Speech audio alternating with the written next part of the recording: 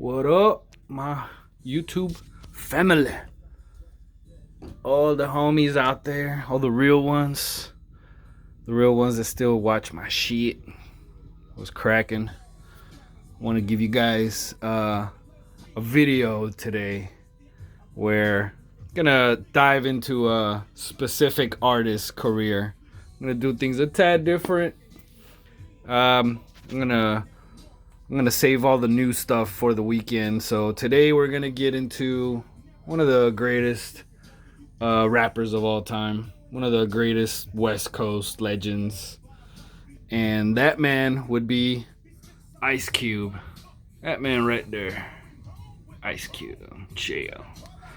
So Ice Cube, right? Born O'Shea Jackson. I don't know his birth date. Doesn't matter. Was pretty much the pioneer, the West Coast original lyricist that was the representative of the hood, right? So you had other guys before him. You know, you had Ice-T, you had Too Short, but none of them hit the nation. None of them hit the national stage like Ice Cube did when he came out with NWA. So, straight out of Compton, right? Everybody knows Straight Outta Compton. I don't have to go into it that much. But, you know, being that this album is so relevant today, really makes sense to bring it up. You know, with all the bullshit going down, all the rioting, looting, all that shit. Well, that shit happened back in the day, right after Rodney King, right after his case kind of fell through. The cops that assaulted him were acquitted. And fucking LA just went into a massive riot. Even before that, you know, in New York, there was the riots in the Bronx. Was it the Bronx? Could have been Brooklyn. I don't know. I'm not 100% sure. But New York, they had big fucking riots too, where like the cities looked like they were decimated by bombs almost. Like it looked like a war zone. But anyway, so this ain't nothing new. All this shit that's going on now with all the looting and rioting, that ain't nothing new. That's shit that's been going on. It just, history keeps repeating itself, right?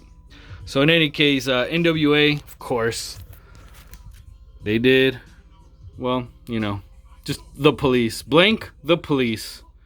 I'm sure somebody out there may know what that means, right? If you don't, it means fuck the police, all right? So, of course, NWA, you know, you had Ice Cube start the song off, then MC Ren, then it finished off with Eazy-E, and they just went off, you know, saying fuck the police. You know, it was them giving their take on their personal experiences with the police, basically. Just great song. It's historic. It's relevant as fuck. Everybody knows that shit, right? So, what happened with Ice Cube and NWA? Well, you know, they went on tour. I mean, you can pretty much watch the movie and know more or less what happened. That part of the movie is fairly accurate, as far as I know, as far as I've heard Ice Cube talk about it, right? So, you know, he went on tour. He came back. He noticed his money wasn't right. He talked to Eazy, talked to Jerry Eller, and he said, hey, what the fuck? Why am I not getting paid the way I'm supposed to be, right? He's getting basically crumbs for his hard work. He wrote most of this album, you know, keep that in mind. NWA is a legendary classic album. He wrote most of it, mostly between him, MC Ren, and like DOC. They wrote most of that shit. So Eazy-E's verse, Eazy-E even said it on I think his 8 Ball. He said Ice Cube writes rhymes that I say, you know, hell to the CIA. Which reminds me, I should have brought that up. CIA means Crew in Action, which was Ice Cube's first rap group before NWA. And it was with his cousin, Sir Jinx. I don't know if it was just them two, but either way, it doesn't matter. I don't know the whole story there, but I know Sir Jinx was part of that. And yeah, so Ice Cube left NWA. They had a whole beef afterwards that it really didn't happen till maybe, I don't know, like 2 years, a year and a half after he left. It wasn't like right away they were beefing. It was something that kind of emerged later on. But anyway, enough about NWA. I gotta keep going with this fucking video. All right, so Ice Cube went to New York after he dropped NWA, and he went and made Kill at Will, which was an EP, short album. I don't know what EP stands for. I should really know. But anyway, and EPs are basically shorter albums. They're somewhere in between like maxi singles and actual albums. And as you can see, this one's only got, what, 8 tracks? Just 8. Yep. So this one right here, this is just Ice Cube showing off, really. Ice Cube went out and hooked up with the Bomb Squad, who was Public Enemy's production team, and fucking destroyed everything, every beat that they put in front of them. That's why if you listen to that album or EP, it sounds very New Yorkish for the time. It doesn't sound like very West Coast. And well, his debut album, right, America's Most Wanted, same thing. He took with the Bomb Squad and just went completely Afrocentric, and a lot of hatred for the man. So it comes across in the music pretty much. You can, America, KKK, right? You know what I mean? And one thing that I noticed when is that right there? I believe that's Low Profile. And that's Dub C, who was later on a member of Westside Connection, which will come up later on the video. So, yeah, keep that in mind. That's Dub C right there. And I think that's the other guy in Low Profile, which was the group that they were. And, yeah, this is another great one. Another great album. Ice Cube really, really, really was just fucking going nuts on everything. So Ice Cube, after that, did Death Certificate, which this is the one that is more relevant to today, because this album came out after the whole Rodney King, all that shit happened, and Ice Cube really went deeper in the direction of the fuck the police mentality and fuck the man. And come on, it's got Uncle Sam under a flag, like kind of like in a morgue. Yeah, so it's pretty grim, but at the end of the day, this is pretty much displaying a lot of the pain that people were feeling at the time, right? So you got tracks like Robin Lynch, which was like, it's just a skit, but it's making fun of rich people, and like basically how like poor people pretty much live ghetto fabulous, right? It's pretty funny, actually. I love the dude's voice. But yeah, on this one, you got, he's socially conscious too, like giving up the nappy dugout. He talks about wearing condoms and shit like that. Colorblind, which is mainly about like the Crip and Blood sets. Horny Little Devil. Shit. Steady Mobbin', which is like the main single, besides the one that I'm coming up on.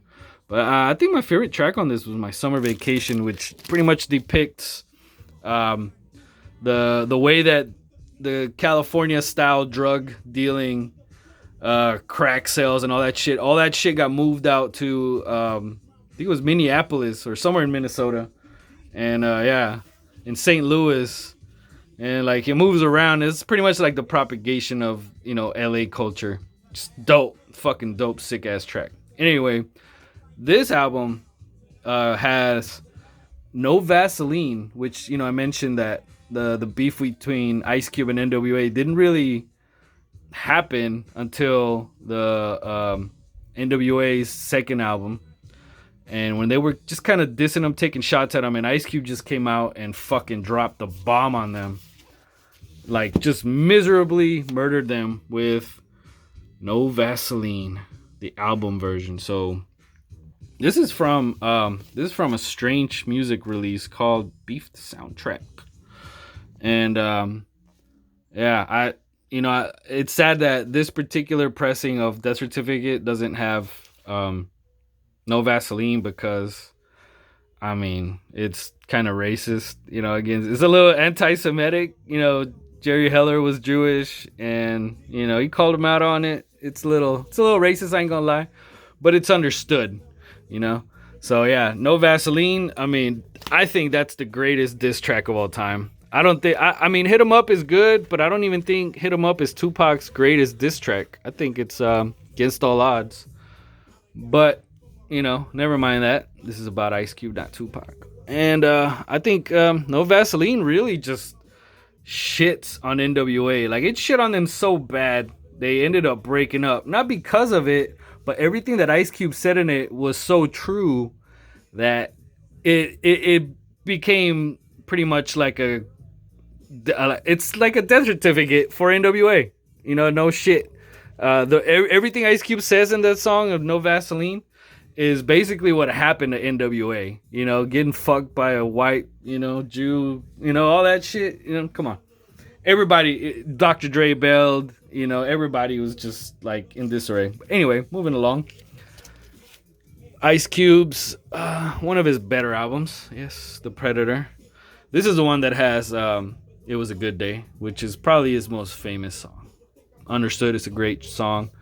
However, it's more hood tales, It's called got a song called Gangsta Fairy Tale, which I think is excellent. Wicked, excellent. And this time Ice Cube had some success with Boys in the Hood, right? So that was after just before right before Death Certificate and The Predator. He started getting more into movies and shit. So Ice Cube, he did the Friday movie, which actually I have the soundtrack. I showed it on I think it was the last video. And he became a little more cinematic. His videos got more. I think he produced or directed his own videos. If not, it was him and F. Gary Gray, who was one of the writers for Friday. But yeah, Gangsta's Fairy Tale. Check Yourself, which is dope with Das Effects. They're from New York. Say Hi to the Bad Guys, dope. I mean, everything on this shit is dope. You can bump every album so far that I've shown. You can from front to back. It's just fucking. You don't have to pause shit. Just listen to it. I'm all over the place. I know. So I'm gonna move on to the next album, and this one is more of an EP, if you ask me. Lethal Injection, and I mean Lethal Injection, yeah, it's cool. It's I'd say out of all the ones that I've shown so far is probably the worst one, but still a good one. I mean, this one has You Know How We Do It, Ghetto Bird. I think those are my favorite tracks on this shit. But yeah, Ice Cube, it just kept going. Like everything here is pretty much feeding off of The Predator, and the production got better. He had different producers. He was producing some of his own shit at the time. Like I think Ghetto Bird, he produced it himself, if I'm not mistaken. But yeah, he did a few beats. Like for Mac 10, he did the Full Life beat, which is a sick, insane beat. Ice Cube actually produced that one. But that's on another album, on Mac 10 shit. All right, so damn.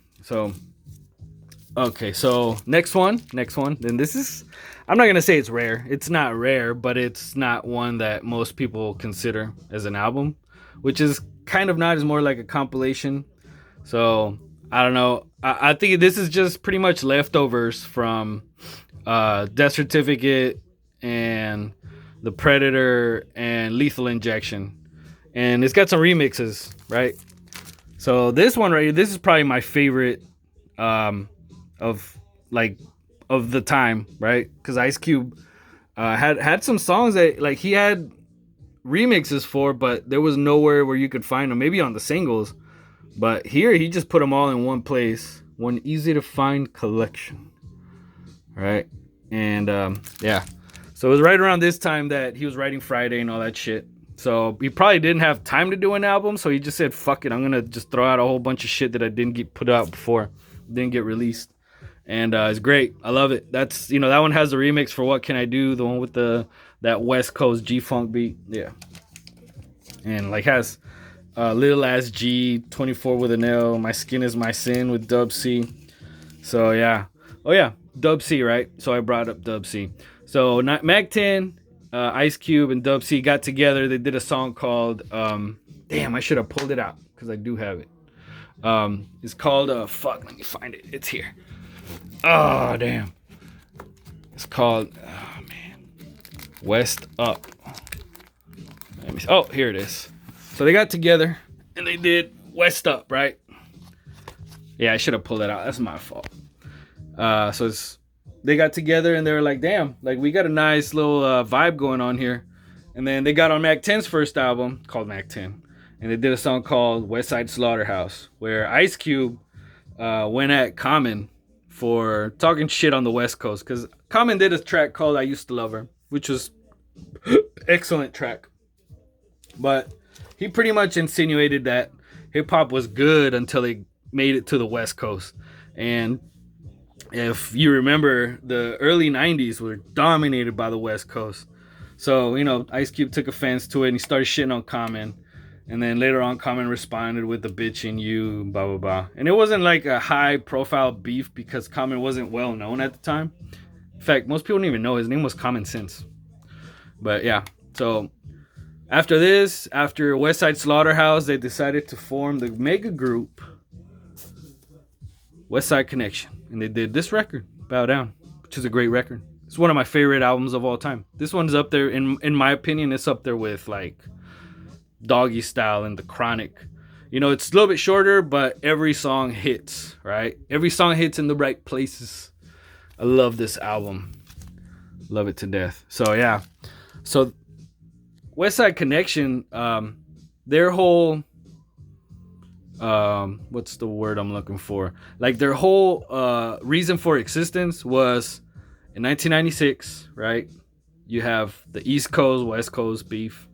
And Ice Cube decided to jump in. Like they weren't really attacking any artists in particular. They were more like attacking the radio stations and the critics and the magazines. They were pretty much saying like, hey, you guys are not giving us our due props, even though we're the ones fucking putting up the numbers, So you had songs called The Critics in the NYC and shit like that, So that was mainly the reason behind this album. And it was it really created some tension between him and Tupac because Tupac didn't like the fact that somebody else was hollering out Westside after him. But, that's a whole nother thing. So, yeah. So, after that album, which is, by the way, this one right here is 5 micer, 5 stars, 2 thumbs up, everything. You got what I think is Ice Cube's most underrated album, right? War and Peace. Oh, shit. Stupid computer. Anyways, so War and Peace, I don't really know what to make of the album. It's more of just Ice Cube doing himself, And he went, he was exploring on different topics. He went fucking super dark on this one. And like he did Ghetto Vet, which is a super dark song. You got to hear that shit. That's a good story. You like storytelling? That's a good story right there. War and Peace, which is a great song. Pecking Order. Fuck Dying, featuring Jonathan Davis from Korn. Yeah. And then, he did at the time, he did the Players Club, which was his first movie he directed. I actually have the soundtrack for that too. But I was saving that, right? I was saving Players Club for my compilations video, but fuck it, we'll bring it out. So yeah, he did We Be Clubbin'. He did the We Be Clubbin' remix with DMX, who was fucking hot as hell at the time. This is before DMX really blew up.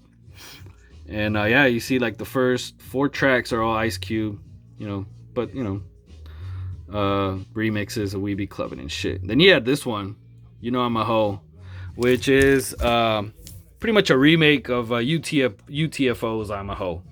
Which is dope remake. Alright, so that was volume 1. Well, the previous one was War and Peace volume 1, and this War and Peace volume 2, which came out right after Next Friday came out. So it has the track from Next Friday, which is You Can Do It. There it is. Yep. It has Hello. Oh yeah, and Hello, which was the reunion from NWA. And yeah, that was a great moment in hip hop because You know, you got NWA getting back together for the first time in like 10 years, 9 years, whatever it was. And, you know, you got all the OG members, except for Eazy-E, of course, because he passed away. So, you know, sucks. I really love Eazy-E. Oh, yeah. Need a good hit. So, yeah, Ice Cube dropped this one. This is, I don't know, might be one of his weaker albums. I would say